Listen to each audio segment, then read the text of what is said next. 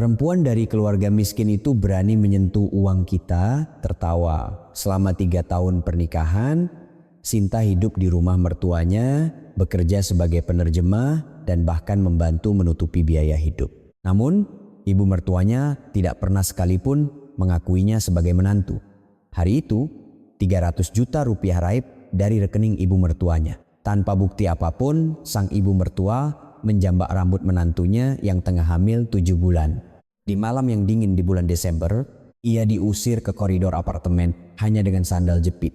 Suaminya tidak membukakan pintu dan satu persatu lampu di dalam rumah padam.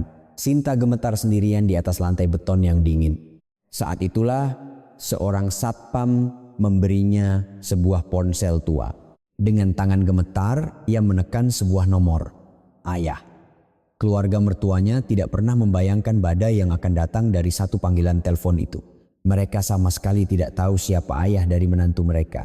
Apa yang sebenarnya terjadi pada keluarga mertua setelah malam itu? Sebelum cerita dimulai, silakan tekan tombol subscribe dan suka dan tinggalkan komentar dari mana Anda mendengarkan. Saya akan berdoa agar kebahagiaan senantiasa menyertai Anda di sana. Saat itu adalah suatu sore di awal bulan Desember. Angin musim hujan bertiup kencang di sebuah kompleks apartemen di pinggiran Jakarta. Sinta, dengan perut buncitnya yang hamil 7 bulan, duduk di dalam kamarnya yang kecil. Layar laptopnya penuh dengan naskah berbahasa Inggris yang harus diterjemahkan. Tenggat waktu dari penerbit tinggal 2 hari lagi, sehingga jari jemari Sinta tak henti-hentinya menari di atas keyboard. Setiap kali bayi di dalam kandungannya menendang, Sinta berhenti sejenak dan mengelus perutnya. Tunggu sebentar ya nak, ibu akan istirahat setelah ini selesai. Sinta bergumam pada dirinya sendiri. Sudah lebih dari 5 tahun ia bekerja sebagai penerjemah lepas. Karena mampu menangani 2 bahasa, Inggris dan Jepang, pekerjaan selalu ada. Dalam sebulan, ia bisa menghasilkan paling sedikit 20 juta rupiah dan paling banyak 30 juta rupiah. Karena tinggal menumpang di rumah mertua, ia ikut membantu biaya hidup dan juga mempersiapkan perlengkapan bayi sedikit demi sedikit. Sinta merasa sedikit bangga karena bisa hidup dengan usahanya sendiri tanpa meminta-minta kepada siapapun. Tiba-tiba, pintu kamarnya terbuka dengan kasar. Ibu mertuanya, Ratna, berdiri di sana dengan wajah masam. Sinta terkejut dan langsung mengangkat tangannya dari laptop. Ibu, ada apa? Setiap hari hanya mendekam di kamar, apa yang kamu kerjakan? Apa nasi bisa muncul hanya dengan memandangi komputer? Suara ibu mertuanya penuh dengan kejengkelan.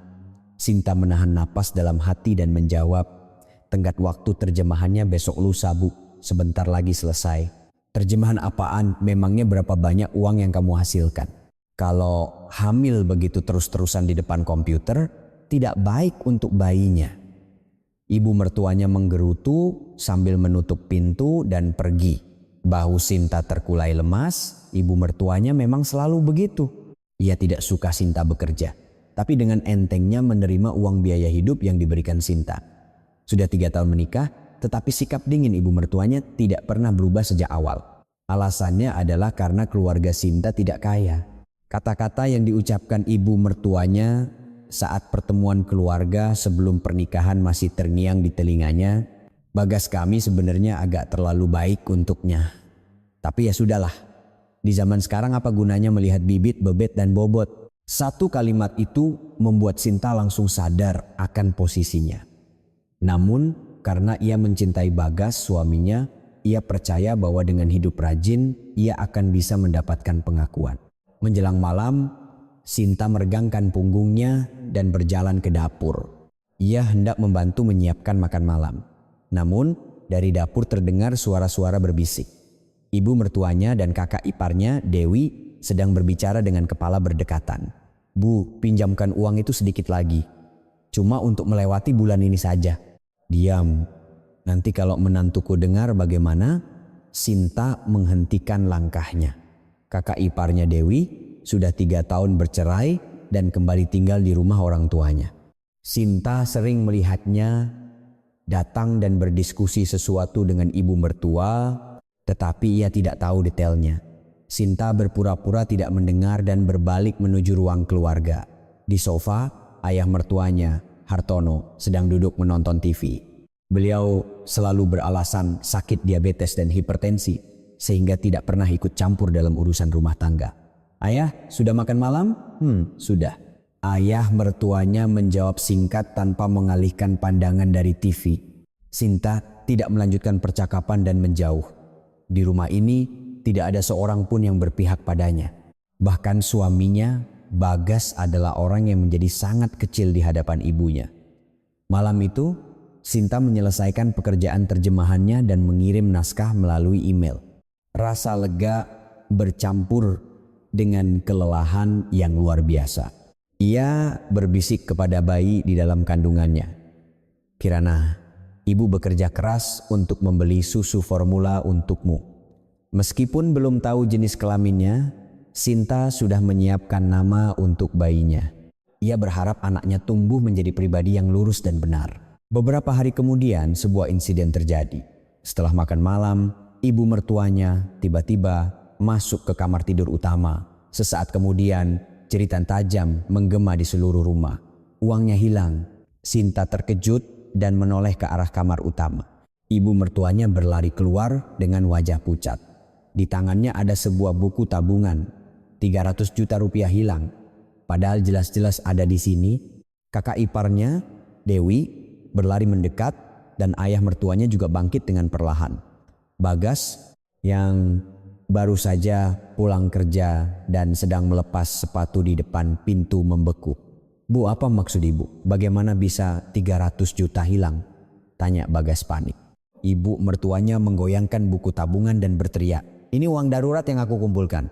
Siapa yang mengambilnya? Sinta berdiri membeku di tempatnya. Firasat buruk merayap di punggungnya.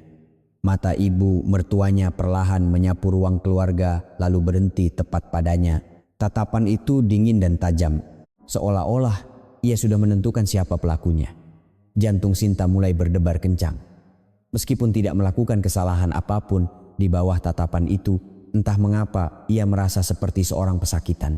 Kakak iparnya, Dewi, berdiri di samping ibu mertua dan melipat tangannya. Senyum tipis yang tak bisa dijelaskan tersungging di bibirnya. Sinta melihatnya, tetapi berusaha mengabaikannya dengan pikiran tidak mungkin. Siapa yang melakukan ini? Gumaman pelan ibu mertuanya bergema di ruang keluarga yang sunyi. Kedamaian sehari-hari mereka telah retak. Saat itu Sinta belum menyadari bahwa keretakan itu adalah awal dari badai yang akan mengguncang seluruh hidupnya. Bayi di dalam kandungannya sekali lagi menendang. Sinta secara tidak sadar memeluk perutnya. Ada nyawa yang harus ia lindungi. Apapun yang terjadi, malam itu ia tidak bisa tidur. Sinta gelisah di kamarnya, teringat akan tatapan dingin ibu mertuanya. Tidak mungkin beliau mencurigaiku, kan? Ia mencoba menghapus pikiran itu, tetapi kecemasannya tidak kunjung hilang. Pagi berikutnya tiba. Sinta menyeret tubuhnya yang berat ke ruang keluarga. Seluruh keluarga sudah berkumpul di meja makan. Ibu mertua, ayah mertua, kakak ipar Dewi dan suaminya Bagas. Suasana tegang yang berbeda dari biasanya terasa di udara. Duduk, kata ibu mertuanya dengan dingin. Sinta dengan hati-hati duduk di kursi yang kosong. Bayi di dalam kandungannya bergerak gelisah, seolah ikut merasakan kegelisahan ibunya. Sinta, ada yang ingin ibu tanyakan.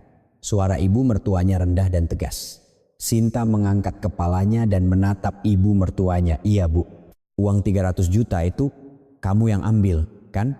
Jantungnya seolah berhenti berdetak. Sinta tidak percaya dengan apa yang didengarnya. Ia ingin percaya bahwa ia salah dengar.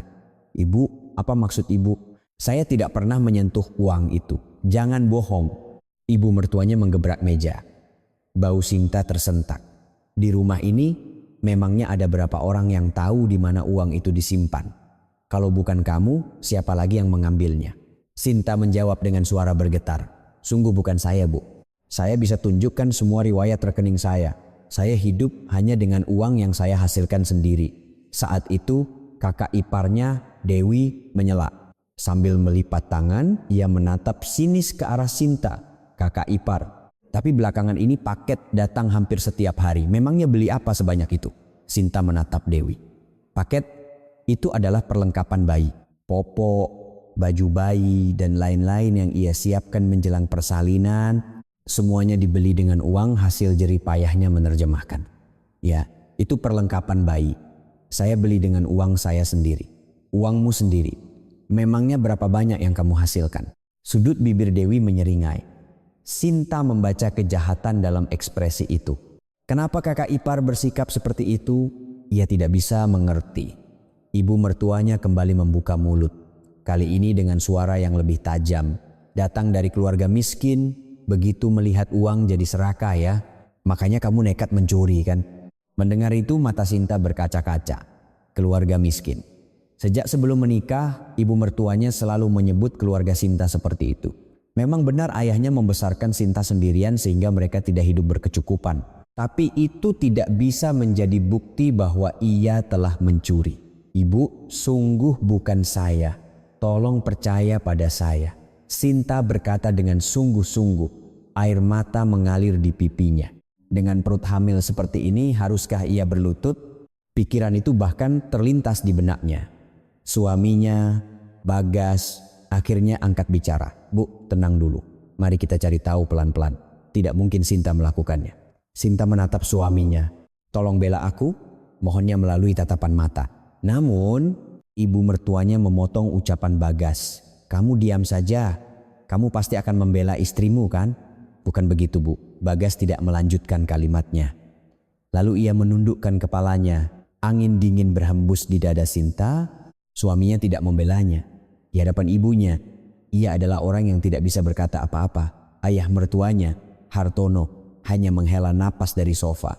Tensi darahku naik. Selesaikan saja sendiri. Setelah mengucapkan itu, ayah mertuanya masuk ke kamar tidur utama. Sinta menatap punggungnya. Di rumah ini tidak ada seorang pun yang akan melindunginya. Ibu mertuanya berdiri dari kursinya. Tatapannya yang menatap Sinta sedingin es. Baik. Kamu bersikeras tidak mengaku ya. Kalau begitu biar polisi yang mengungkapnya. Mata Sinta membelalakah. Ibu polisi, besok aku akan langsung lapor ke kantor polisi atas tuduhan pencurian. Ibu, Sinta berteriak panik. Tetapi ibu mertuanya masuk ke kamar tanpa menoleh ke belakang. Pintu terbanting dengan suara keras seperti suara tembakan. Di ruang keluarga hanya tersisa Sinta, Bagas dan Dewi. Sinta dengan tangan gemetar memegang lengan suaminya. Mas, aku benar-benar tidak melakukannya. Percayalah padaku. Bagas tidak melepaskan tangan Sinta, tetapi juga tidak menatap matanya. Kita dengarkan saja kata ibu dulu. Kalau memang bukan kamu, nanti juga akan terbukti. Apa maksudmu? Kamu mencurigaiku. Bagas tidak menjawab. Keheningannya terasa lebih menyakitkan daripada kata-kata apapun. Dewi tertawa kecil dan beranjak dari tempatnya. Kakak ipar, kalau memang tidak bersalah, buktikan saja dengan percaya diri. Kenapa gemetaran begitu? Sinta menatap punggung Dewi. Kenapa orang itu begitu menyudutkanku? Percakapan yang ia dengar di dapur kemarin terlintas di benaknya. Suara kakak iparnya yang meminta pinjaman uang kepada ibunya. Jangan-jangan Sinta menggelengkan kepalanya. Tidak mungkin. Anak kandung tidak mungkin mencuri uang ibunya sendiri. Sinta menangis lama di ruang keluarga yang sepi. Bayi di dalam kandungannya menendang, seolah ingin menghibur ibunya. Maafkan ibu ya nak, ibu sedang sangat sedih. Sinta mengelus perutnya sambil berbisik. Ia harus melindungi anak ini, apapun yang terjadi. Malam itu, Sinta mencetak semua riwayat rekening dan penggunaan kartu kreditnya. Hanya ini yang bisa ia gunakan untuk membuktikan bahwa ia tidak bersalah. Namun, di dalam hatinya, firasat buruk tidak kunjung hilang. Apa yang akan terjadi jika dilaporkan ke polisi? Apakah ia harus menjalani pemeriksaan dengan kondisi hamil? Apakah ia akan menjadi seorang narapidana? Sinta terjaga sepanjang malam. Di luar jendela, bulan Desember yang dingin bersinar. Bahkan cahaya bulan itu terasa dingin baginya. Tuduhan itu telah dimulai. Sinta belum tahu bahwa ini hanyalah pintu masuk menuju neraka. Ibu mertuanya benar-benar melapor ke polisi. Keesokan siangnya, Sinta menerima telepon dari kantor polisi. Isinya adalah bahwa Ibu Ratna telah melaporkan menantunya, Sinta, atas tuduhan pencurian. Sinta memegang telepon tanpa bisa berkata apa-apa untuk waktu yang lama. Ini nyata, ibu mertuanya telah melaporkannya sebagai pencuri dan itu telah menjadi kenyataan. Sinta menyeret kakinya yang gemetar ke ruang keluarga. Ibu mertuanya sedang duduk di sofa. Wajahnya menunjukkan ekspresi kemenangan. "Ibu, apa ibu benar-benar melapor ke polisi?" "Tentu saja. Sudah mencuri tapi masih berani mengelak. Jadi harus diselesaikan secara hukum." Air mata Sinta mengalir. "Saya benar-benar tidak melakukannya. Tolong percaya pada saya. Anak ini akan segera lahir. Aku bahkan tidak tahu apa yang ada di dalam perut itu. Anak seorang pencuri mau jadi apa?" Mendengar itu, Sinta merasa sesak napas. Menghina bayi dalam kandungannya juga. Ini bukan kata-kata yang bisa diucapkan oleh manusia. Saat itu, kakak iparnya Dewi keluar dari kamar. Wajahnya datar seperti biasa. Sinta menatap Dewi.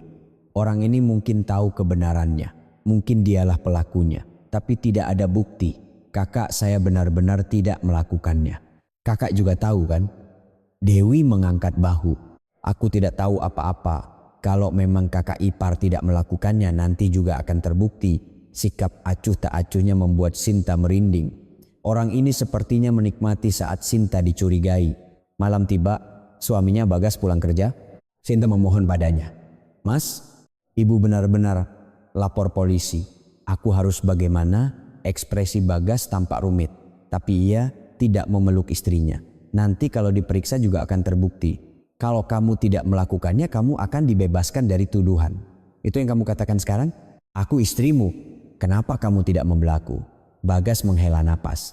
"Ibu juga tidak mungkin melakukannya tanpa alasan kan?" "Tunggu saja dulu." Sinta menatap wajah suaminya. Mereka telah hidup bersama selama 3 tahun. Ia akan segera menjadi ayah dari anaknya. Tapi begitu mudahnya ia mencurigai Sinta. Saat itu, ibu mertuanya tiba-tiba berdiri. "Sudah cukup, aku tidak bisa lagi membiarkan pencuri tinggal di rumah ini." Jantung Sinta berdebar kencang. "Ibu, apa maksud ibu?" Ibu mertuanya mendekati Sinta, matanya menyala-nyala seperti api. Pergi dari rumah ini sekarang juga." "Ibu," Sinta mundur. Tangan ibu mertuanya menjambak rambut Sinta. Rasa sakit yang tajam terasa saat kepalanya ditarik. "Ibu." "Sakit, saya sedang hamil." Sinta memeluk perutnya dengan satu tangan dan memegang pergelangan tangan ibu mertuanya dengan tangan yang lain. Tapi ibu mertuanya tidak melepaskannya. "Pencuri ini sudah makan dan tidur di rumah kita. Aku muak melihatnya." Ibu mertuanya menyeret Sinta ke arah pintu depan. Sinta terseret dengan sempoyongan, dengan perut hamil 7 bulan yang berat. Jika ia jatuh, bayinya dalam bahaya. Sinta berusaha sekuat tenaga untuk menjaga keseimbangan. "Mas, tolong." Sinta memanggil suaminya. Bagas berdiri di ruang keluarga, tapi ia tidak bergerak. Hanya berdiri di sana dengan ekspresi bingung. "Bu, tenang dulu, kamu diam." Bentakan ibu mertuanya membuat Bagas terdiam. Sinta melihatnya. Suaminya tidak akan menyelamatkannya. Di hadapan ibunya ia tidak bisa berbuat apa-apa. Pintu depan terbuka. Angin dingin bulan Desember menerpa masuk. Ibu mertuanya mendorong Sinta ke koridor. Sinta terhuyung-huyung dan menabrak dinding. "Jangan pernah menginjakkan kakimu di ambang pintu ini lagi." Itu adalah kata-kata terakhir ibu mertuanya. Pintu besi itu terbanting. Kuncinya berbunyi klik saat diputar. Sinta berdiri di depan pintu yang tertutup, hanya dengan sandal jepit, tanpa mantel. Ponsel, dompet, laptop, semuanya ada di dalam kamar. Hawa dingin malam bulan Desember menusuk kulitnya. Lampu koridor berkedip-kedip. Sinta perlahan bersandar di dinding dan terduduk. Desahan keluar dari mulutnya. Apakah ini nyata? Apakah ia benar-benar diusir? Pikirannya kosong. Bayi di dalam perutnya bergerak. Gerakan kecil itu menyadarkan Sinta. Ini bukan saatnya untuk menangis. Jika terlalu lama di udara dingin, bayinya dalam bahaya. Sinta dengan tangan gemetar menggedor pintu. "Mas, tolong, aku kedinginan. Bayiku dalam bahaya." Terdengar suara langkah kaki dari dalam. Sinta merasakan seseorang berdiri di depan pintu. "Mas, buka pintunya, tolong." "Kalau ibu sudah tenang nanti aku akan coba bicara." Suara Bagas terdengar. Pintunya tidak terbuka. "Buka sekarang juga, aku bisa mati kedinginan." Tidak ada jawaban. Suara langkah kaki menjauh. Lampu ruang keluarga padam. Sinta menatap pintu besi itu dengan tak percaya. Suaminya telah meninggalkannya. Ia membiarkan istrinya yang sedang hamil di koridor yang dingin di musim hujan mematikan lampu, dan pergi tidur. 3 tahun. Apakah 3 tahun pernikahan mereka berakhir seperti ini? Sinta terduduk lemas di tempatnya. Pintu apartemen tetangga sedikit terbuka, lalu tertutup lagi. Seseorang mengintip, tetapi tidak ada yang keluar. Sinta benar-benar sendirian. Hawa dingin dari lantai koridor meresap ke seluruh tubuhnya. Ujung jarinya mati rasa, bibirnya membiru. Saat itu bayi di dalam perutnya menendang, seolah berkata pada ibunya, "Jangan menyerah, kamu harus hidup." Sinta menggertakkan giginya. Ia harus melindungi anak ini, apapun yang terjadi. Hawa dingin di koridor menusuk hingga ke tulang. Sinta berjongkok di depan pintu besi, meringkuk. Kakinya telanjang di antara sandal jepit, dan pakaian rumahnya yang tipis tidak bisa menahan angin dingin bulan Desember. Ujung-ujung jarinya sudah kehilangan rasa. Berapa lama waktu telah berlalu? Entah 10 menit atau 30 menit. Sinta sekali lagi mengumpulkan kekuatan untuk berdiri. Dengan kepalan tangan yang gemetar, ia menggedor pintu besi itu. "Mas, tolong buka pintunya. Aku benar-benar kedinginan." Terdengar suara dari dalam.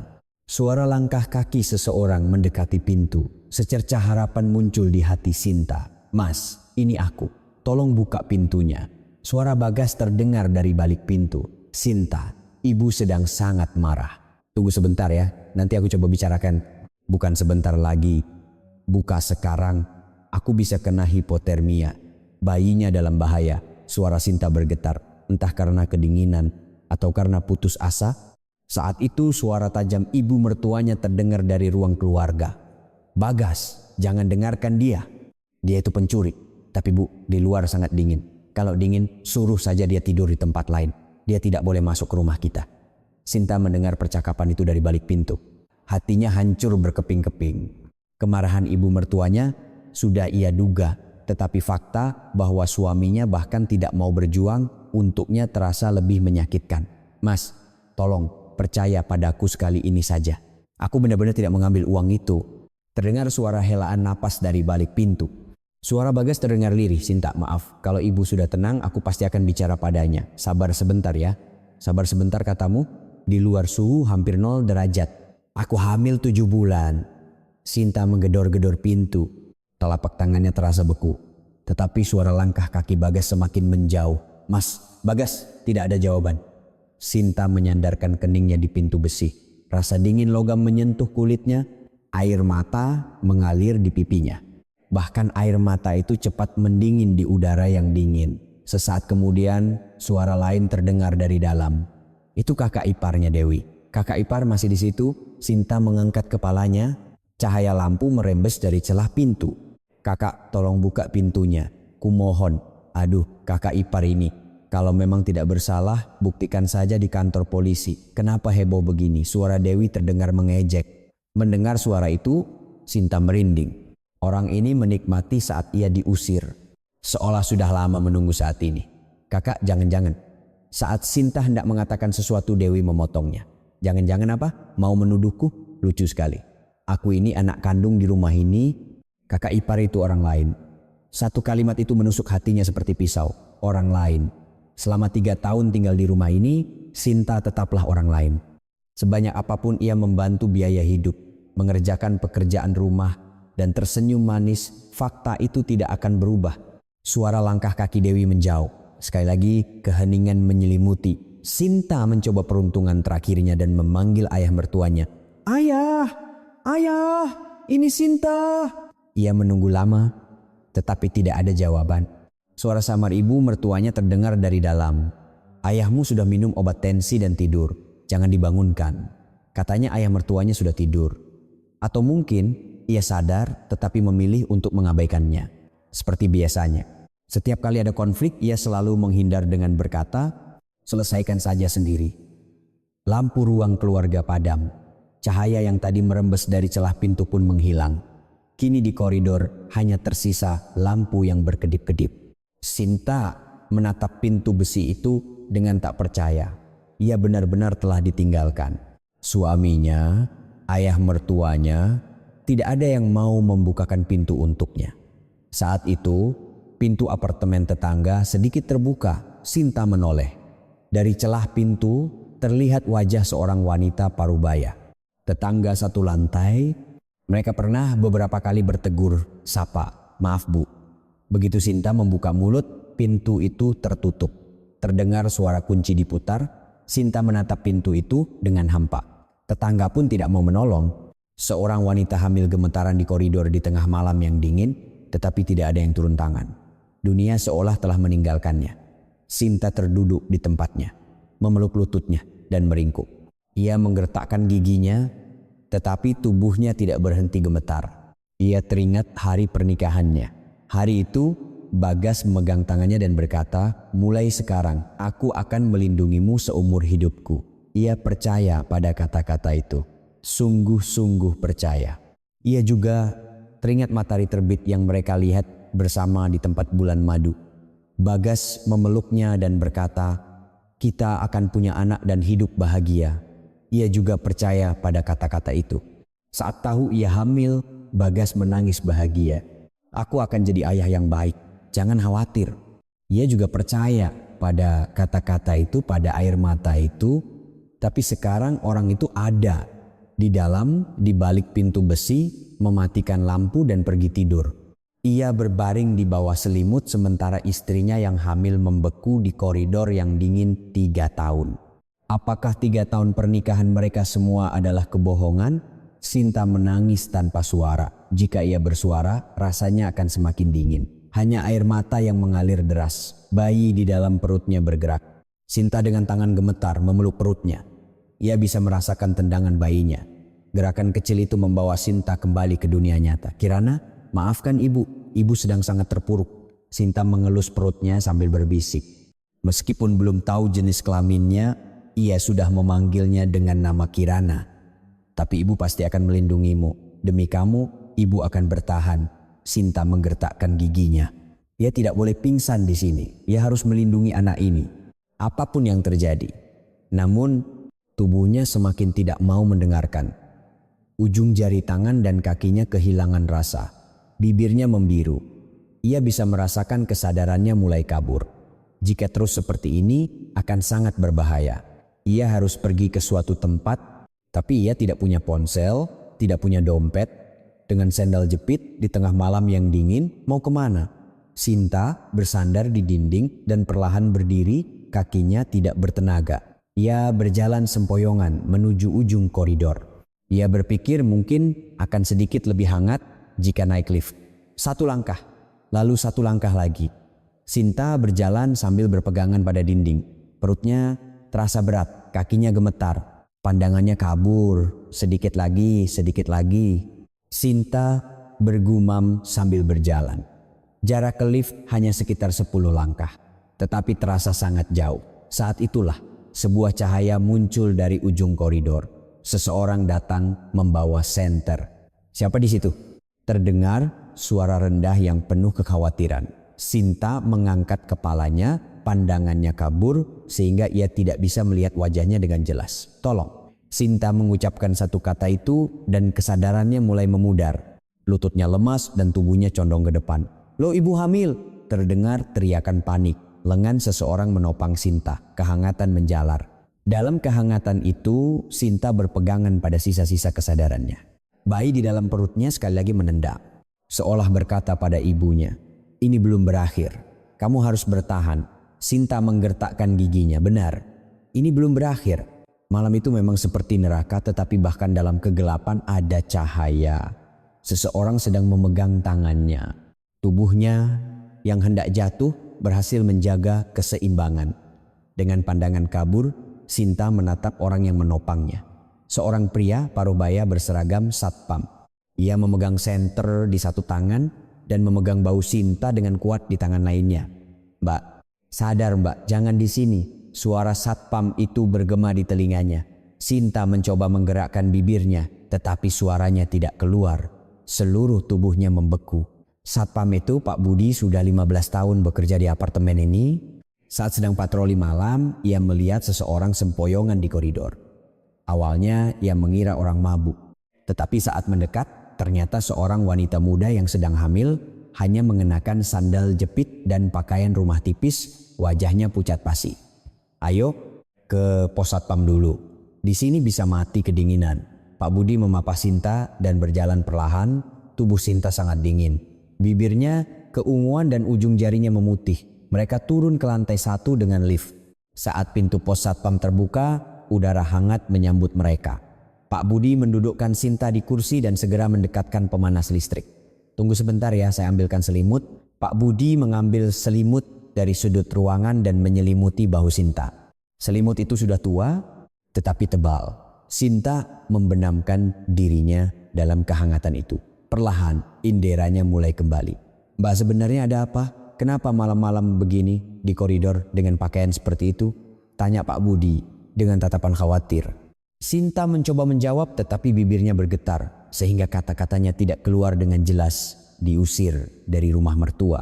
Ia harus mengerahkan seluruh tenaganya untuk mengucapkan satu kalimat itu. Ekspresi Pak Budi mengeras.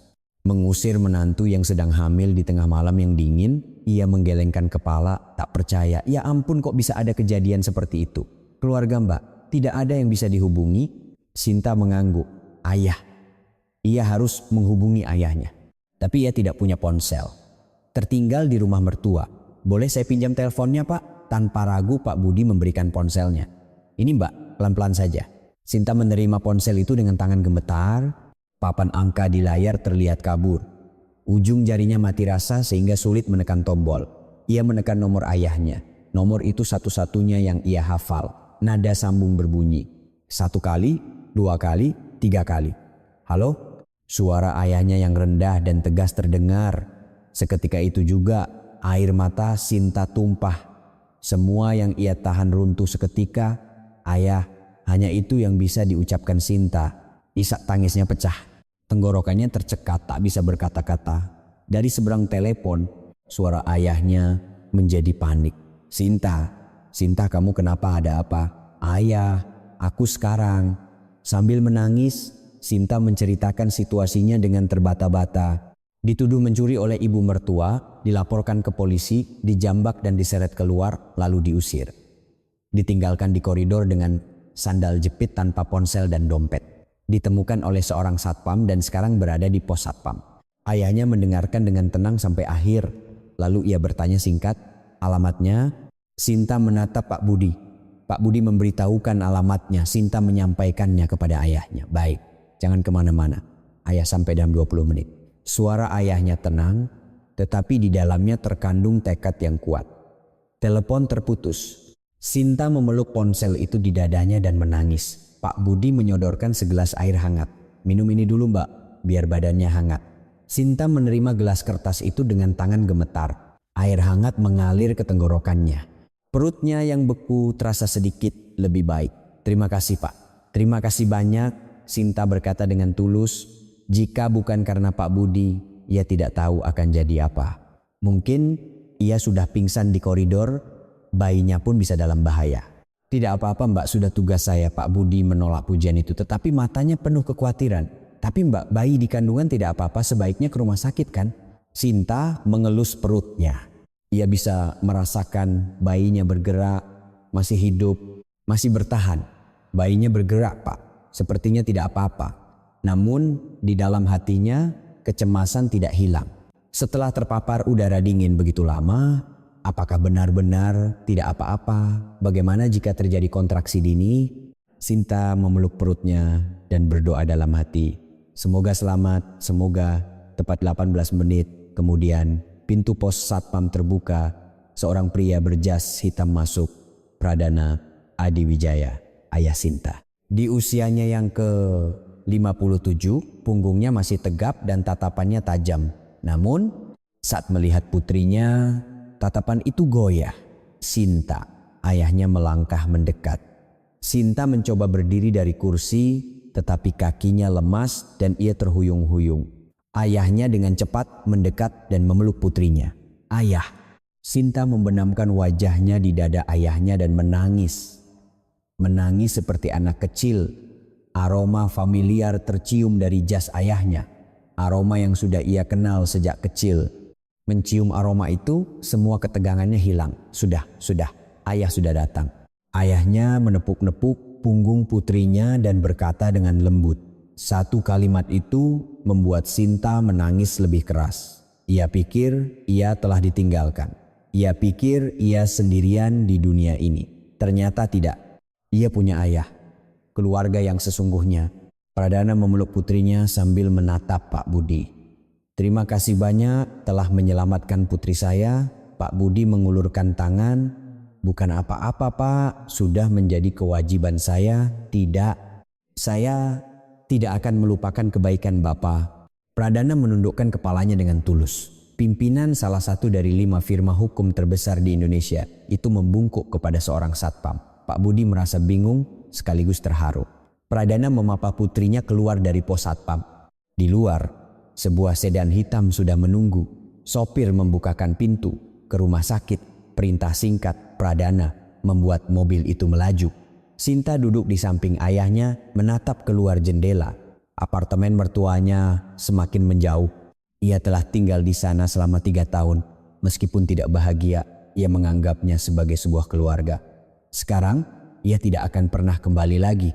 Sinta, perutmu tidak apa-apa? Tanya ayahnya. Sinta mengelus perutnya. Bayinya masih bergerak. Sepertinya tidak apa-apa, tetap harus diperiksa. Kita ke rumah sakit besar. Mobil itu melaju menuju sebuah rumah sakit besar di pusat kota. Begitu tiba di UGD, tim medis dengan cepat menempatkan Sinta di kursi roda. Sepertinya Pradana sudah menghubungi pihak rumah sakit sebelumnya. Pemeriksaan dilakukan. Dokter menjelaskan hasilnya dengan wajah serius. Ada gejala hipotermia dan terdeteksi adanya kontraksi rahim. Ada risiko persalinan prematur. Anda harus dirawat inap minimal 2 minggu untuk istirahat total. Wajah Sinta memucat, persalinan prematur. Kata-kata itu terngiang di kepalanya. Bayinya tidak apa-apa dok. Saat ini belum ada bahaya langsung. Tapi Anda butuh istirahat total. Tidak boleh stres, kata dokter dengan tegas. Sinta mengelus perutnya dan menangis. Maafkan Ibu Kirana. Maafkan Ibu. Pradana memegang tangan putrinya. Bukan salahmu. Yang salah adalah mereka. Sinta menatap ayahnya. Kemarahan menyala di mata ayahnya. Tetapi ia bisa merasakan ayahnya berusaha menyembunyikannya di depan putrinya. Proses rawat inap dimulai. Berbaring di kamar VIP. Sinta menatap langit-langit. Ia bisa merasakan tubuhnya menghangat di dalam selimut yang nyaman. Aman. Sekarang ia aman. Keesokan harinya saat Sinta membuka mata, ayahnya sudah duduk di kamar. Sepertinya ia menjaganya semalaman. Di atas meja ada laptop Sinta. Ayah, ini. Ayah ambil dari rumah mertuamu, barang-barangmu. Sinta menatap laptopnya. Tenggat waktu terjemahannya tinggal 4 hari lagi. Meskipun di rumah sakit, pekerjaan harus tetap diselesaikan. Sinta membuka laptopnya. Tunggu, kamu mau bekerja sekarang? Ayahnya mengerutkan kening. Sinta mengangguk. Ada tenggat waktu. Ini tanggung jawab saya. Kesehatanmu lebih penting. Ayah, aku ingin membesarkan anak ini dengan uangku sendiri. Tanpa bergantung pada siapapun. Tatapan Sinta tegas. Pradana menghela napas. Ia paling tahu sifat putrinya. Sekali memutuskan tidak akan bisa diubah.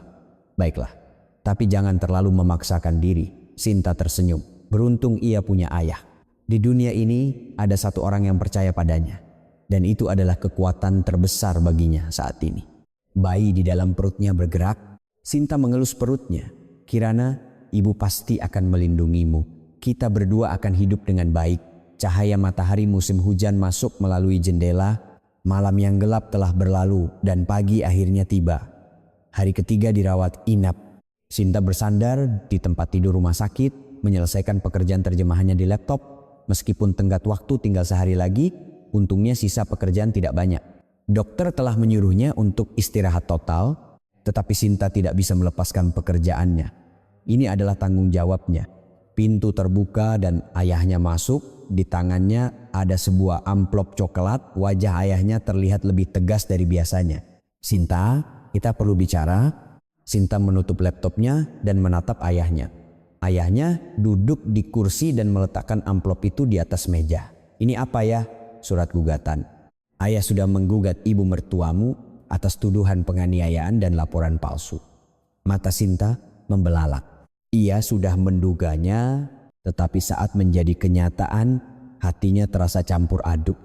Ayah, Apa harus sampai sejauh ini? Tidak bisakah kita selesaikan dengan perceraian saja? Pradana menggelengkan kepala. Tatapannya tidak goyah. Sinta, coba pikirkan apa yang telah kamu alami. Mereka menjambak rambut menantu yang sedang hamil, menyeretnya dan mengusirnya di tengah malam yang dingin. Tidak hanya itu, mereka menuduhmu sebagai pencuri dan membuat laporan palsu ke polisi. Ini bukan lagi masalah keluarga, ini kejahatan. Sinta menggigit bibirnya. Kata-kata ayahnya benar. Apa yang dilakukan ibu mertuanya jelas-jelas adalah kejahatan. Tapi tetap saja hatinya terasa tidak nyaman.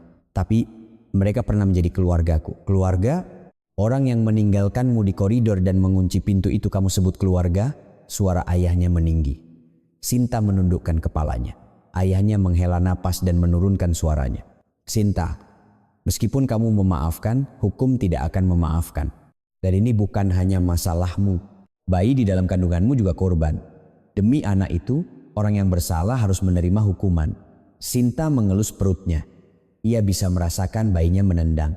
Kata-kata ayahnya benar. Ini bukan pertarungannya sendiri. Baiklah ayah. Lakukan sesuai kehendak ayah. Pradana mengangguk. Lalu ia mengeluarkan ponselnya dan menelepon seseorang. Ini aku. Gugatannya sudah masuk kan? Tolong lanjutkan proses penyelidikannya. Dan minta juga pelacakan rekening ke PPATK. Kita harus tahu kemana perginya uang 300 juta itu. Sinta mendengarkan percakapan ayahnya dengan mata terbelalak. PPATK, pelacakan rekening, ia tidak tahu ayahnya bergerak sejauh ini. Setelah selesai menelepon, ayahnya menatap Sinta. Sinta, sebenarnya ada sesuatu yang belum ayah katakan padamu. Apa itu ya? Tentang pekerjaan ayah. Kamu tahu ayah seorang pengacara, tapi bukan pengacara biasa. Ayah adalah pimpinan firma hukum Adiwijaya. Rekan, Sinta menatap ayahnya dengan hampa. Firma hukum Adiwijaya, rekan. Ia pernah mendengar nama itu, salah satu dari 5 firma hukum terbesar di Indonesia. Tempat yang menangani kasus-kasus besar perusahaan, pembelaan politisi, dan kasus-kasus nasional. Ayah pimpinan firma hukum itu. Iya, ayah sengaja tidak memberitahumu. Ayah khawatir kamu akan menjadi lemah karena mengandalkan kekuatan ayah. Ayah ingin kamu menjadi kuat dengan usahamu sendiri. Sinta kehilangan kata-kata. Sejak kecil, ayahnya selalu sibuk. Setelah ibunya meninggal, ia membesarkan Sinta sendirian sambil terus bekerja. Sinta hanya tahu ayahnya memiliki sebuah kantor hukum kecil. Saat menikah, meskipun keluarga mertuanya meremehkan keluarganya yang miskin, ayahnya tidak berkata apa-apa. Kenapa? Kenapa ayah tidak memberitahuku waktu itu? Saat keluarga mertuaku meremehkanku. Ayah ingin kamu membuktikan sendiri bahwa kamu bisa hidup dengan terhormat tanpa latar belakang ayah. Itulah kekuatan yang sesungguhnya. Air mata Sinta mengalir.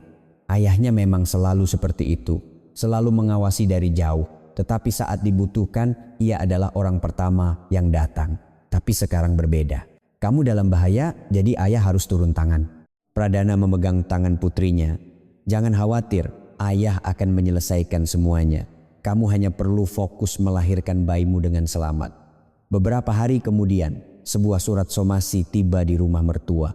Pengirimnya adalah firma hukum Adiwijaya. Rekan, penerimanya adalah Ibu Ratna. Isinya adalah pemberitahuan gugatan pidana atas penganiayaan dan laporan palsu, permintaan pengembalian barang-barang menantu, serta peringatan akan adanya gugatan ganti rugi. Ibu mertua Ratna menerima surat itu dengan wajah pucat pasi. Ini apa? Dewi yang berada di sampingnya merebut surat itu dan membacanya. Wajah Dewi pun menegang saat membacanya. Bu, ini firma hukum sungguhan. Adiwijaya, Rekan, ini kan firma besar. Apa? Bukankah mereka keluarga miskin? Bagaimana bisa mereka menyewa firma hukum seperti itu? Ratna menatap kembali surat itu dengan tak percaya. Ia yakin keluarga Sinta miskin. Saat pertemuan keluarga sebelum pernikahan, ayah Sinta hanya mengenakan setelan biasa dan hantaran pernikahannya pun tidak seberapa. Karena itulah ia berani meremehkannya. Tapi pimpinan salah satu dari 5 firma hukum terbesar di Indonesia, kaki Ratna lemas dan ia terduduk di sofa. Bu, bagaimana ini? Apa kita benar-benar akan digugat? Suara Dewi bergetar. Ratna tidak bisa menjawab apa-apa. Pikirannya kosong. Saat itu pintu depan terbuka dan Bagas masuk. Ia baru pulang kerja. Merasakan suasana yang tidak biasa, Bagas bertanya, "Bu, ada apa?" Ratna menyerahkan surat itu kepada Bagas. Bagas membacanya. Semakin ia membaca, wajahnya semakin pucat. "Ini dikirim oleh keluarga Sinta?" "Iya." Ayahnya ternyata pimpinan firma hukum Adiwijaya, rekan ayah mertuaku. Pimpinan salah satu dari 5 firma hukum terbesar di Indonesia. Bagas berdiri termangu. Selama 3 tahun menikah, ia pernah bertemu dengan ayah mertuanya beberapa kali. Beliau adalah orang yang pendiam dan tenang. Ia hanya tahu beliau memiliki kantor hukum kecil, ternyata sebesar ini. Kenapa? Kenapa selama ini tidak bilang, gumam Bagas. Tapi itu tidak penting sekarang. Yang penting adalah ibunya telah digugat secara pidana. "Bu, bagaimana ini? Apa benar-benar akan sampai ke pengadilan? Masa sih kita akan satu keluarga? Tidak mungkin mereka akan sejauh itu. Mungkin hanya gertakan," kata Ratna, mencoba terlihat tenang. Tapi tangannya bergetar. Dewi berkata dengan suara cemas, "Bu, tapi aku juga khawatir kalau mereka melacak uang itu." "Diam," Ratna melotot ke arah Dewi. Dewi pun terdiam. Bagas mendengar percakapan itu dan merasakan ada yang aneh. Sepertinya ada sesuatu antara ibu dan kakaknya. Tapi sekarang bukan saatnya untuk membahas itu. Ayah mertuanya, Hartono, keluar dari kamar. "Ada apa? Kenapa ribut sekali?" Ratna menyerahkan surat itu. Hartono membacanya dan menghela napas. "Sudah kubilang kan? Seharusnya kamu tidak mengusir anak yang sedang hamil seperti itu. Apa itu penting sekarang? Kita harus bagaimana? Jangan berteriak padaku. Ini kan ulahmu." Hartono kembali masuk ke kamarnya. Ratna tidak bisa menahan amarahnya dan menggertakkan giginya. 2 minggu kemudian, Sinta keluar dari rumah sakit. Usia kehamilannya memasuki bulan ke-8 dan perutnya sudah cukup besar. Dokter berpesan agar ia tidak memaksakan diri dan banyak istirahat. Sinta pindah ke rumah ayahnya, sebuah apartemen di kawasan elit di Jakarta, tempat yang luas dan tenang. "Kalau butuh apa-apa, bilang saja," kata ayahnya. Sinta mengangguk. Sudah lama ia tidak pulang ke rumah ayahnya. Setelah ibunya meninggal, ia jarang datang. Di ruang keluarga ada foto ibunya yang telah meninggal 10 tahun lalu. Sinta menatap ibunya di dalam foto. "Bu, aku akan menjadi seorang ibu. Apa aku bisa melakukannya dengan baik?" gumam Sinta pada dirinya sendiri. Ibunya di dalam foto masih tersenyum dengan hangat. Beberapa hari kemudian datang panggilan dari kejaksaan. Penyelidikan telah dimulai secara resmi.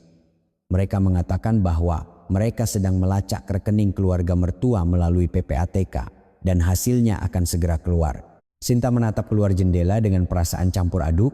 Di luar hujan turun, akhir bulan Desember semakin dekat. Kirana tahun baru nanti pasti hanya akan ada hal-hal baik. Ibu janji. Sinta mengelus perutnya sambil berbisik. Ini adalah ketenangan sebelum badai. Tapi Sinta tahu sebentar lagi kebenaran akan terungkap. Dan orang-orang yang telah menginjak-injaknya akan menerima akibatnya. Sinta menggertakkan giginya. Ia tidak akan lagi diam saja. Demi anaknya, ia harus menjadi kuat. Awal Maret di pagi hari, Sinta melahirkan seorang putri yang sehat di ruang bersalin rumah sakit setelah melalui proses persalinan yang panjang, beratnya 3,2 kg. Saat dokter meletakkan bayi itu di pelukannya, Sinta tidak bisa berhenti menangis. Wajahnya yang kecil dan merah, kepalan tangannya yang mungil, napasnya yang teratur. Sinta menatap wajah bayinya untuk waktu yang lama. Penderitaan beberapa bulan terakhir seolah lenyap seketika. "Kirana, ini Bu, akhirnya kita bertemu." Sinta berbisik kepada bayinya.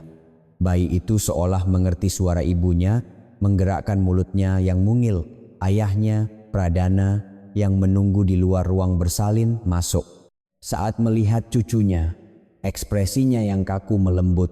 "Sinta, kerja bagus. Lihat ya, ini Kirana kami." Pradana menatap wajah cucunya dengan hati-hati. Makhluk kecil itu telah datang ke dunia. Tanpa kata, ia menggenggam erat tangan putrinya. Di akta kelahiran, nama bayi itu tertulis Kirana Wijaya. Karena perceraian belum final, ia harus menggunakan nama keluarga ayahnya. Sinta menatap dokumen itu dengan perasaan campur aduk. Dalam hati, ia berjanji suatu hari nanti akan mengubah nama keluarga anaknya. Seminggu setelah masuk ke pusat perawatan pasca melahirkan, seorang pengacara yang dikirim ayahnya datang. Seorang pengacara muda dari firma hukumnya. Ia mengeluarkan sebuah map tebal dari tas kerjanya. Ibu Sinta, hasil penyelidikan kejaksaan sudah keluar.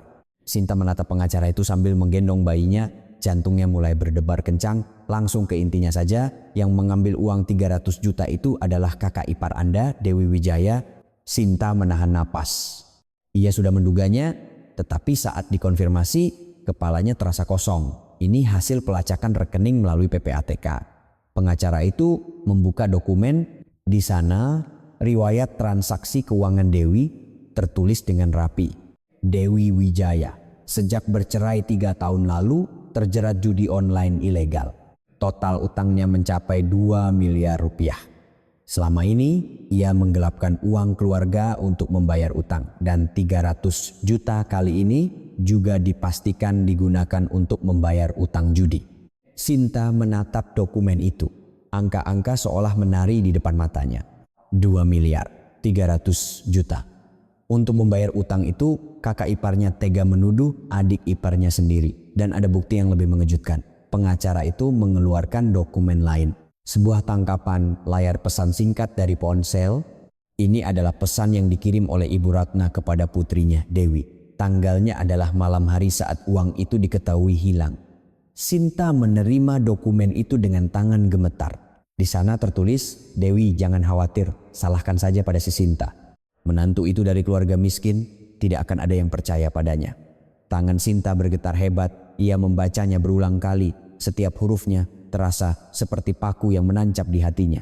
Ibu mertuanya tahu, sejak awal ia tahu bahwa putrinya yang mengambil uang itu. Tapi ia tetap menuduh menantunya. Melaporkannya ke polisi, menjambak rambutnya, menyeretnya, dan mengusirnya di tengah malam yang dingin. Ini benar. Suara Sinta bergetar. Pengacara itu mengangguk. Ini bukti yang diamankan oleh kejaksaan, dipulihkan melalui forensik digital ponsel. Sinta menangis sambil menggendong bayinya, entah karena sedih atau karena marah. Mungkin keduanya. 3 tahun. Ia telah tinggal di rumah itu selama 3 tahun, membantu biaya hidup, mengerjakan pekerjaan rumah, dan tersenyum manis. Tapi bagi ibu mertuanya, ia hanyalah kambing hitam yang bisa dikorbankan kapan saja. Pengacara itu melanjutkan dengan hati-hati. Dan ada satu hal lagi yang ingin saya sampaikan. Sinta menyeka air matanya dan menatap pengacara itu. Masih ada lagi? Seberapa banyak lagi yang harus ia ketahui? Saat mempersiapkan gugatan cerai, kami juga menyelidiki suami Anda, Bagas Wijaya. Dalam proses itu terungkap fakta perselingkuhan. Mata Sinta membelalak. Perselingkuhan? Benar. Dia menjalin hubungan dengan rekan kerja wanitanya selama lebih dari setahun. Kami telah mengamankan bukti seperti catatan check-in hotel, riwayat penggunaan kartu kredit, dan percakapan di aplikasi pesan. Sinta tidak bisa berkata apa-apa. Selingkuh selama setahun. Berarti saat ia hamil, saat ia diusir dari rumah mertua, saat ia dirawat di rumah sakit karena risiko persalinan prematur, suaminya sedang bertemu dengan wanita lain. Materi buktinya ada di sini. Bisa digunakan untuk keuntungan dalam gugatan cerai. Pengacara itu menyodorkan map lain. Sinta tidak menerimanya. Ia tidak perlu melihatnya lagi. Ia tidak mau tahu lagi. Bayi di pelukannya merengek. Sinta menenangkan bayinya sambil menatap keluar jendela. Sinar matahari bulan Maret masuk melalui jendela. Musim semi telah tiba. 3 tahun pernikahan mereka semua adalah kebohongan. Suaminya tidak mencintainya. Ibu mertuanya sejak awal meremehkannya. Di rumah itu, Sinta tidak pernah menjadi keluarga yang sesungguhnya. Anehnya, air mata tidak lagi keluar. Kemarahan pun perlahan mereda. Yang tersisa hanyalah kehampaan. Dan di dalam kehampaan itu, sebuah tekad muncul. Pak pengacara, ya Bu, lanjutkan proses gugatan cerainya. Pastikan hak asuh anak dan tunjangan jatuh ke tangan saya. Pengacara itu mengangguk. Tentu saja, buktinya sudah cukup, jadi tidak akan sulit. Sinta menatap bayinya. Kirana tertidur lelap di pelukan ibunya. Anak ini tidak bersalah. Anak ini lahir ke dunia dalam keadaan suci. Kirana, maafkan ibu. Ibu tidak tahu ayahmu orang seperti itu. Sinta mengecup kening bayinya dengan lembut. Tapi tidak apa-apa. Ibu akan menggantikan peran ayahmu juga. Kita berdua akan hidup bahagia. Pengacara itu berdiri dari kursinya. Saya akan pamit dulu. Jika jadwal sidang sudah ditetapkan, saya akan menghubungi Anda lagi. Istirahatlah yang cukup. Setelah pengacara itu pergi, Sinta menatap keluar jendela untuk waktu yang lama. Pesan dari ibu mertuanya terngiang di kepalanya. Menantu itu dari keluarga miskin, tidak akan ada yang percaya padanya. Ia ingin membuktikan bahwa kata-kata itu salah.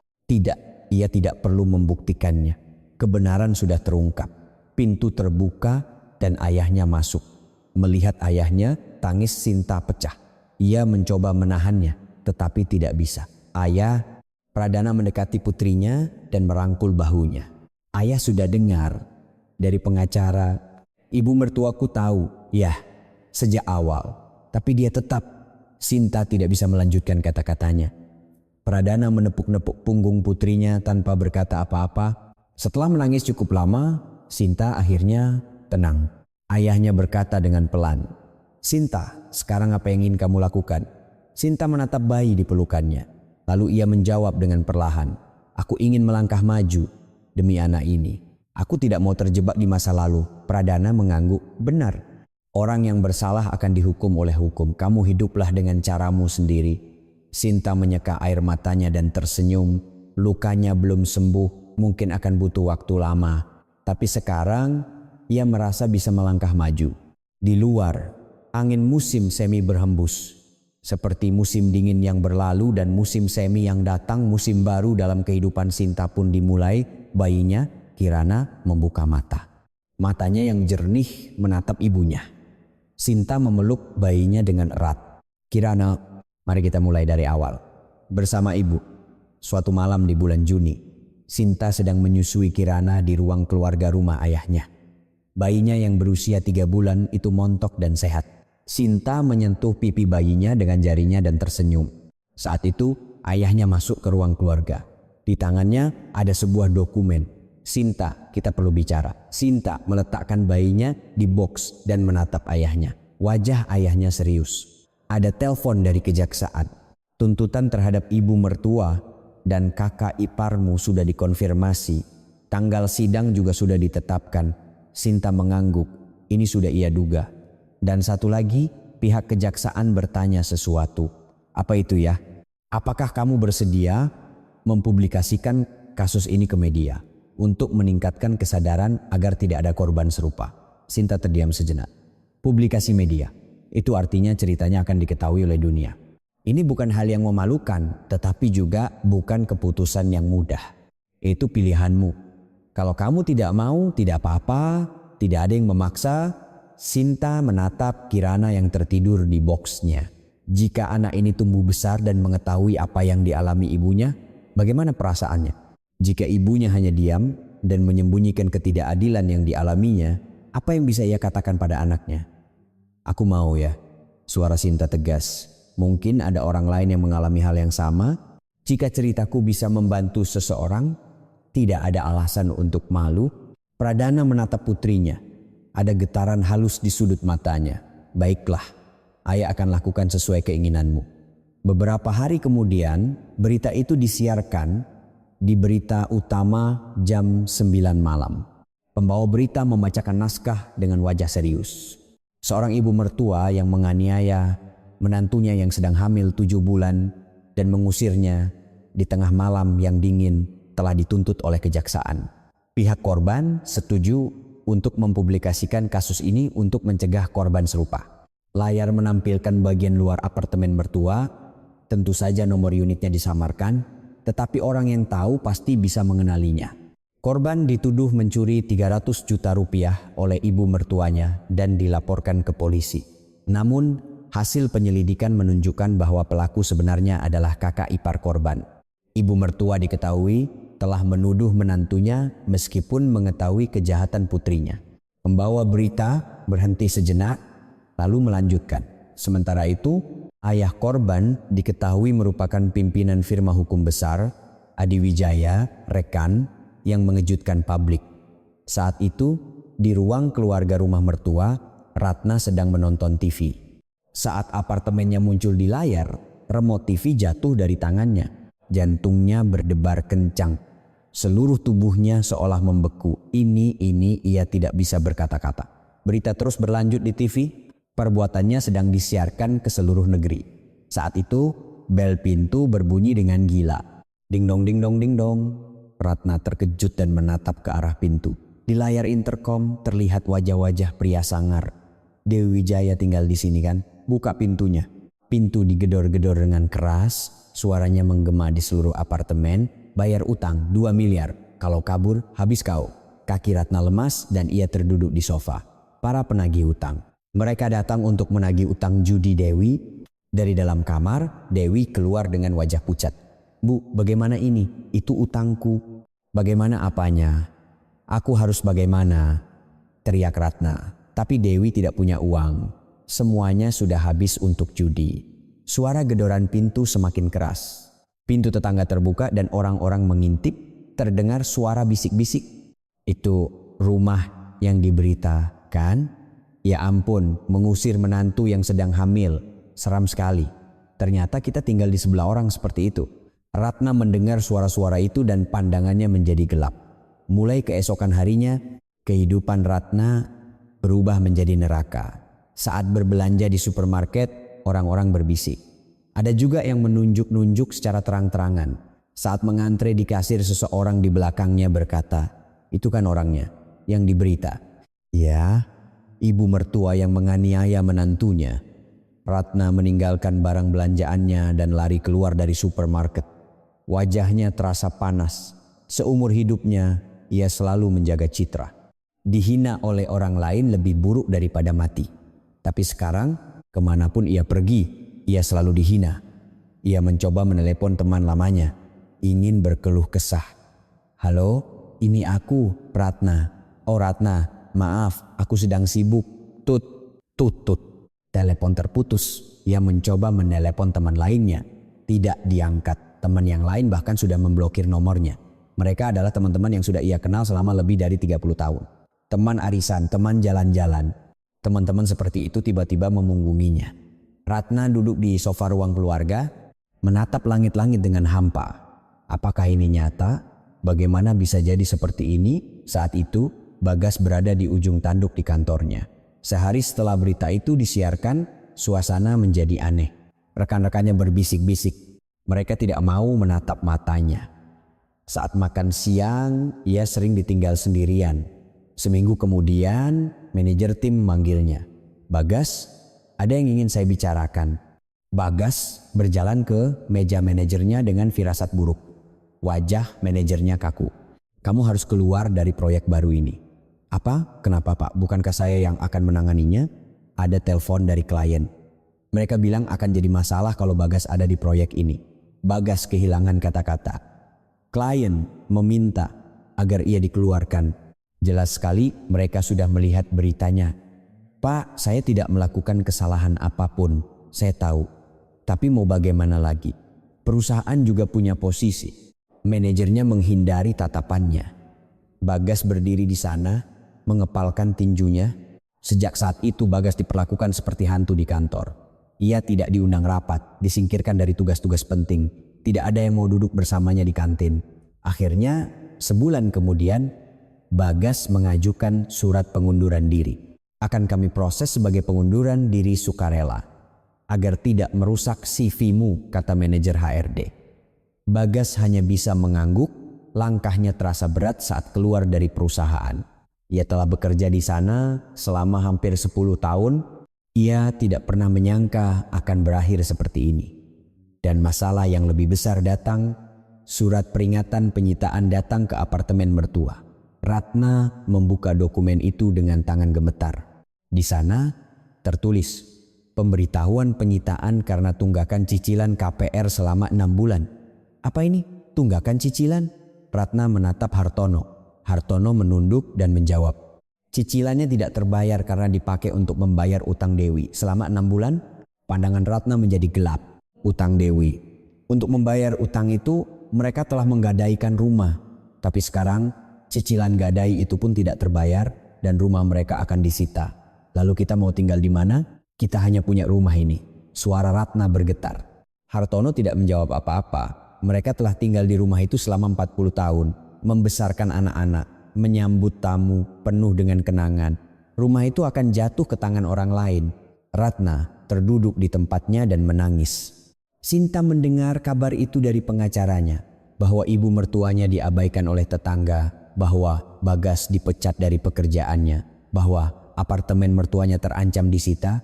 Pengacara itu bertanya, "Bagaimana perasaan Anda? Apa Anda merasa lega?" Sinta menatap keluar jendela. Sinar matahari bulan Juni sangat menyilaukan. "Bukan lega tapi hampa," jawab Sinta jujur. Ia pikir ia akan merasa puas melihat keluarga mertuanya hancur. Tapi saat menjadi kenyataan, ia tidak merasakan apa-apa. Meskipun balas dendam telah tercapai, saya tidak tahu apakah ini balas dendam. Ini hanya orang yang bersalah menerima akibatnya. Waktu yang telah hilang dari saya juga tidak akan kembali. Sinta menatap Kirana di pelukannya. Bayinya tertidur lelap. Saya ingin melangkah maju sekarang. Saya tidak mau terjebak di masa lalu demi anak ini. Pengacara itu mengangguk. Sinta mengecup kening bayinya yang tertidur dengan lembut. "Kirana, beruntung ibu memilikimu. Berkatmu, ibu bisa melihat ke depan." Di luar, angin musim panas berhembus. Ia memutuskan untuk membiarkan masa lalu berlalu. Yang tersisa sekarang adalah masa depan. Musim panas yang terik di bulan Agustus. Sinta berdiri di depan gedung pengadilan. Langit cerah, tetapi sinar matahari menyengat. Sinta menarik napas dalam-dalam. Hari ini adalah hari itu. Hari persidangan ibu mertua dan kakak iparnya. "Gugup?" tanya ayahnya yang berdiri di sampingnya. Sinta mengangguk sedikit. "Tapi karena sudah sampai sejauh ini, aku harus melihatnya sampai akhir." Pradana menepuk bahu putrinya dengan lembut. "Kamu pasti bisa. Ayah ada di sampingmu." Sinta menatap ayahnya dan tersenyum. Ia bisa sampai di sini semua berkat ayahnya. Saat masuk ke ruang sidang, sudah banyak orang duduk. Di bangku penonton ada juga wartawan. Minat publik meningkat setelah kasus ini diberitakan. Sinta duduk di kursi pihak korban. Lalu ia menatap ke seberang.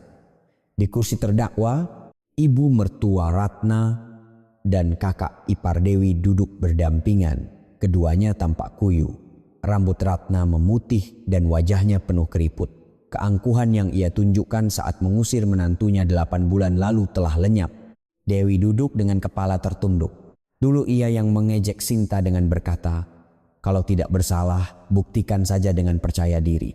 Sekarang ia sendiri yang duduk di kursi itu. Sesaat kemudian hakim masuk, semua orang berdiri. Setelah hakim duduk, persidangan dimulai. Sidang atas nama terdakwa Ratna dan terdakwa Dewi Wijaya akan dimulai. Suara hakim menggema di ruang sidang. Sinta mengepalkan tinjunya. Jaksa berdiri lebih dulu dan membacakan dakwaan. Terdakwa Ratna pada bulan Desember 2023 telah menganiaya menantunya, Sinta Adi Wijaya, yang sedang hamil 7 bulan dan mengusirnya secara paksa dari kediamannya.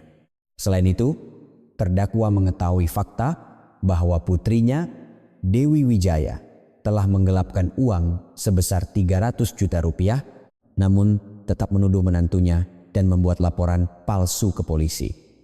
Hal ini merupakan tindak pidana penganiayaan dan laporan palsu. Jaksa berhenti sejenak lalu melanjutkan, terdakwa Dewi Wijaya telah menggelapkan dana keluarga sebesar 300 juta rupiah yang merupakan tindak pidana penipuan dan penggelapan. Terdengar gumaman dari bangku penonton. Hakim memberi isyarat agar tenang. Jaksa meminta untuk mengajukan barang bukti. Yang mulia, kami mengajukan bukti kunci berupa video, rekaman CCTV dari koridor kediaman korban. Layar besar di ruang sidang mulai memutar video. Layar menampilkan koridor apartemen. Tanggal 15 Desember, waktu 21.23. Pintu depan terbuka dan ibu mertua keluar. Di belakangnya, seorang wanita hamil terseret dengan sempoyongan. Tangan ibu mertua menjambak rambut wanita itu. Sinta menatap layar. Wanita itu adalah dirinya. Dirinya 8 bulan lalu yang sempoyongan sambil memeluk perut. Melihatnya lagi, hatinya terasa sesak. Dalam video, ibu mertua mendorong Sinta ke koridor.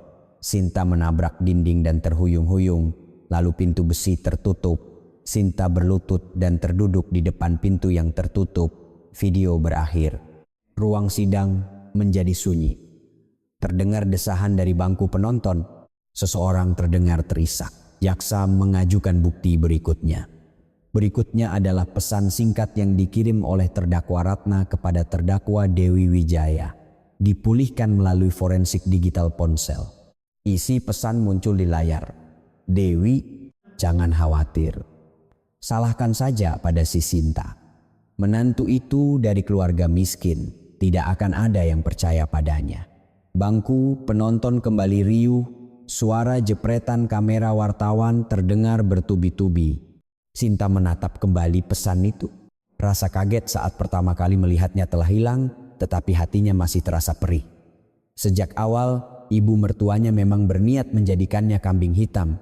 Hakim bertanya kepada para terdakwa. Terdakwa Ratna, apakah Anda mengakui dakwaan? Ratna menjawab dengan suara bergetar. Saya mengaku. Terdakwa Dewi Wijaya, apakah Anda mengakui dakwaan? Dewi pun menjawab dengan kepala tertunduk. Saya mengaku. Persidangan berjalan lebih cepat dari yang diperkirakan. Buktinya jelas dan para terdakwa pun mengaku. Jaksa membacakan tuntutannya. Kami menuntut terdakwa Ratna dengan hukuman penjara 2 tahun dan terdakwa Dewi Wijaya dengan hukuman penjara 1 tahun 6 bulan. Setelah jeda singkat, hakim kembali duduk untuk membacakan vonis. Para terdakwa silakan berdiri. Ratna dan Dewi berdiri dengan sempoyongan.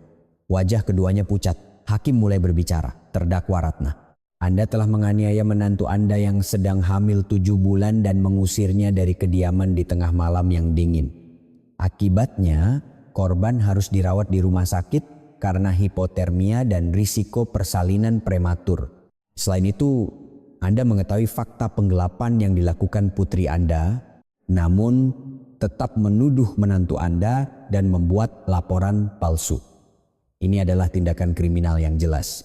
Hakim berhenti sejenak lalu melanjutkan, namun dengan mempertimbangkan fakta bahwa terdakwa mengakui perbuatannya dan menyesal serta merupakan pelaku pertama kali, maka diputuskan sebagai berikut. Terdakwa Ratna dijatuhi hukuman penjara 2 tahun. Dengan masa percobaan 3 tahun dan diperintahkan untuk melakukan pelayanan sosial selama 300 jam. Lutut Ratna terlihat lemas. Pengacaranya menopangnya. Hakim mengalihkan pandangannya ke Dewi. Terdakwa Dewi Wijaya, Anda telah menggelapkan dana keluarga sebesar 300 juta rupiah untuk membayar utang judi. Ini adalah tindakan yang mengkhianati kepercayaan keluarga. Terdakwa Dewi Wijaya dijatuhi hukuman penjara 1 tahun 6 bulan. Dengan masa percobaan 3 tahun, hakim mengangkat palunya. Dengan ini pembacaan vonis selesai. Tak, suara palu menggema di ruang sidang. Sinta memejamkan mata. Selesai. Benar-benar selesai. Air mata mengalir di pipinya. Bukan karena sedih, bukan karena marah. Hanya air mata lega karena semuanya telah berakhir. Ayahnya menggenggam erat tangan Sinta. Sinta menatap ayahnya dan tersenyum. Sudah selesai ya? Iya, sudah selesai. Kamu hebat. Saat keluar dari ruang sidang, matanya bertemu dengan ibu mertua. Ratna menatap Sinta dengan wajah kuyu. Entah itu tatapan benci atau penyesalan. Sinta hanya membuang muka. Ia tidak punya perasaan apapun lagi untuk orang itu. Sebulan kemudian, di bulan September, perceraian mereka disahkan. Mediasi perceraian dilakukan di pengadilan agama. Bagas tidak banyak melawan. Ia tidak punya kekuatan maupun alasan untuk melawan. Bukti perselingkuhannya jelas dan ia bisa dibilang ikut serta dalam kejahatan ibunya. Tunjangan perceraian sebesar 500 juta rupiah. Hak asuh anak jatuh ke tangan Sinta. Hak bertemu anak sebulan sekali. Saat menandatangani dokumen itu, Sinta merasakan perasaan aneh. Pernikahan selama 3 tahun berakhir dengan selembar kertas. Rasa hampa sekaligus lega. Bagas mendekati Sinta. Wajahnya sangat kurus. Jelas ia mengalami masa sulit setelah dipecat Sinta. Sinta menatap Bagas, orang yang pernah ia cintai, Orang yang pernah berjanji akan menghabiskan sisa hidupnya bersama. Maafkan aku, kata Bagas. Sinta tidak menjawab apa-apa. Tidak ada yang bisa diperbaiki dengan kata maaf. Tolong besarkan Kirana dengan baik. Itu urusanku. Kamu tidak perlu khawatir. Suara Sinta tenang. Bagas sepertinya tidak punya kata-kata lagi dan menunduk, lalu ia berbalik. Melihat punggungnya, Sinta berpikir, sekarang kita benar-benar orang asing. Setelah perceraian disahkan, Sinta masih punya satu hal lagi yang harus dilakukan. Ia mengajukan permohonan ganti nama anaknya ke pengadilan negeri. Dari Kirana Wijaya menjadi Kirana Adi Wijaya. Anak yang tadinya menggunakan nama keluarga ayahnya kini akan menggunakan nama keluarga ibunya. Alasannya cukup kuat, jadi pasti akan dikabulkan, kata pengacaranya. Sinta mengangguk. 2 minggu kemudian permohonan ganti nama dikabulkan. Sinta menerima akta kelahiran yang baru. Di sana tertulis Kirana Adi Wijaya, lahir Maret 2024, Ibu Sinta Adi Wijaya. Sinta menatap tulisan itu untuk waktu yang lama. Kirana Adi Wijaya, putri dengan nama keluarganya. Sekarang anak ini sepenuhnya miliknya. Setibanya di rumah, Sinta menatap Kirana yang tertidur. Bayinya yang berusia 6 bulan itu montok dan sehat. Napasnya yang teratur seperti malaikat. Kirana, sekarang namamu Kirana Adi Wijaya. Sinta memegang tangan bayinya dengan lembut. Tangan yang kecil dan lembut. Maafkan ibu ya nak. Ibu tidak bisa memberimu ayah yang baik. Tapi tidak apa-apa. Ibu akan menggantikan peran ayahmu juga. Bayi itu dalam tidurnya menggenggam erat jari Sinta. Kekuatan kecil itu terasa seperti kekuatan terbesar di dunia bagi Sinta. Di luar, angin musim gugur berhembus. Pertarungan yang panjang telah berakhir. Yang tersisa sekarang adalah masa depan. Sinta memejamkan mata. Mulai besok adalah awal yang baru. Waktu untuk bangkit kembali sebagai ibu dari Kirana Adi Wijaya dan sebagai seorang Sinta Adi Wijaya musim semi tahun berikutnya. Sinta berdiri di depan sebuah gedung di kawasan Jakarta Selatan. Di pelukannya ada Kirana yang baru saja merayakan ulang tahun pertamanya. Bayi itu menatap sekeliling dengan mata penuh rasa ingin tahu. Di lantai 2 gedung itu terpasang papan nama baru, Pusat Bantuan Korban KDRT Fajar. Sinta menatap papan nama itu. Hatinya terasa haru.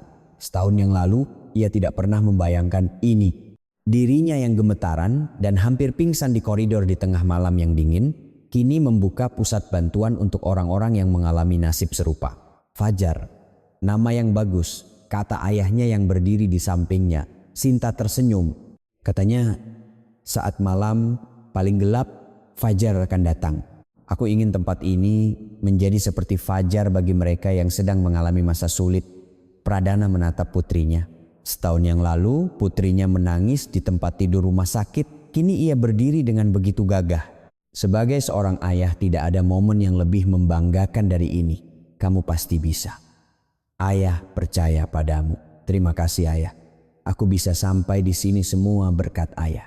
Dana pendirian pusat bantuan ini berasal dari berbagai sumber. Tunjangan perceraian sebesar 500 juta rupiah menjadi modal awal. Ditambah dengan tabungan Sinta dari pekerjaan menerjemahkan. Dan firma Hukum Adi Wijaya, rekan milik ayahnya, menjalin kerja sama pro bono untuk memberikan bantuan hukum gratis. Ini bukan dimulai dengan kekuatannya sendiri, tapi Sinta tahu menerima bantuan bukan hal yang memalukan. Yang penting adalah apa yang dilakukan dengan bantuan itu. Mereka masuk ke dalam pusat bantuan. Ruangan yang kecil tapi rapi, ada 2 ruang konseling, ruang tunggu, dan sebuah kantor kecil. Dindingnya dihiasi lukisan dengan warna-warna hangat. Lebih bagus dari yang kubayangkan, kata Sinta sambil melihat sekeliling. Temannya yang membantu desain interior. Teman kuliahnya dulu, mendengar kabarnya, ia lebih dulu menghubungi dan menawarkan bantuan. Di atas meja kantor, dokumen-dokumen tersusun rapi. Daftar pengacara mitra, kontak psikolog, daftar lembaga rumah aman. Sinta memeriksa dokumen-dokumen itu satu persatu. Semuanya sudah siap. Kirana di pelukannya mengoceh. Sinta menatap bayinya dan tersenyum. Kirana, ini tempat kerja ibu. Bagaimana? Suka? Bayi itu tersenyum sebagai jawaban. Bagi Sinta, itu adalah dukungan terbesar di dunia. Sore harinya, klien konseling pertama datang. Sinta duduk di ruang konseling, menunggu pintu terbuka, jantungnya berdebar. Konseling pertama, apa ia bisa melakukannya dengan baik? Ia merasa gugup. Pintu terbuka dan seorang wanita masuk. Wanita berusia awal 30-an. Rambut panjangnya menutupi wajahnya, tetapi terlihat lebam biru di sekitar matanya. Matanya merah dan tangannya bergetar halus. Melihatnya, Sinta teringat dirinya setahun yang lalu. Dirinya yang menangis di tempat tidur rumah sakit. Waktu itu, ia merasa ditinggalkan sendirian di dunia. Selamat datang, silakan duduk. Sinta berkata dengan suara selembut mungkin. Wanita itu duduk dengan hati-hati. Ia menunduk sambil memainkan tangannya. Sinta tidak terburu-buru. Ia menyodorkan teh hangat terlebih dahulu, pelan-pelan saja. Tidak perlu terburu-buru. Wanita itu menerima cangkir teh dengan tangan gemetar. Keheningan berlangsung cukup lama. Sinta menunggu. Ia tahu dalam situasi seperti ini, menunggu adalah yang terpenting. Saya tidak tahu harus mulai dari mana, kata wanita itu dengan suara lirih. Suaranya serak. Tidak apa-apa. Anda bisa katakan apa saja yang ingin Anda katakan. Di sini tidak ada yang memaksa. Wanita itu mengangkat kepalanya, matanya berkaca-kaca. Suami saya memukul saya sudah 3 tahun. Satu kalimat itu membuat hati Sinta perih. 3 tahun.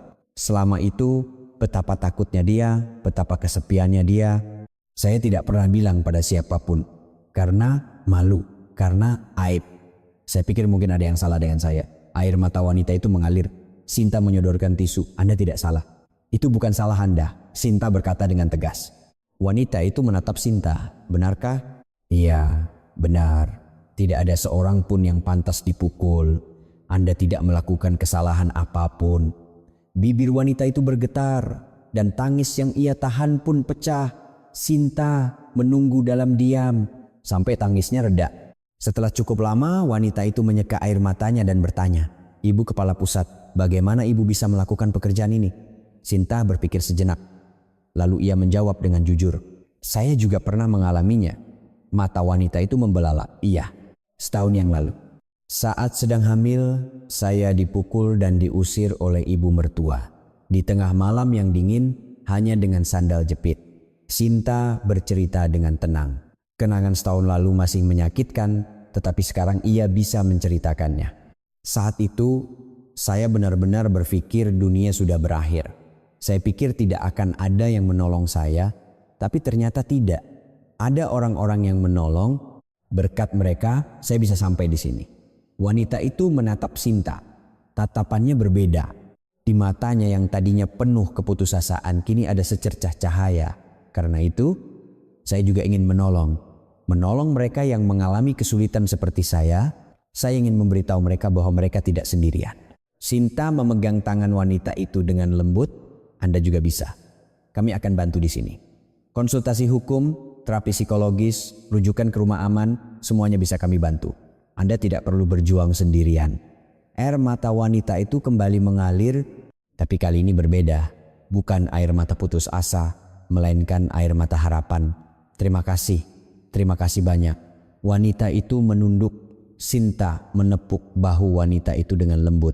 Pelan-pelan saja, mari kita hadapi bersama. Setelah konseling selesai, Sinta duduk di kantornya, menatap keluar jendela.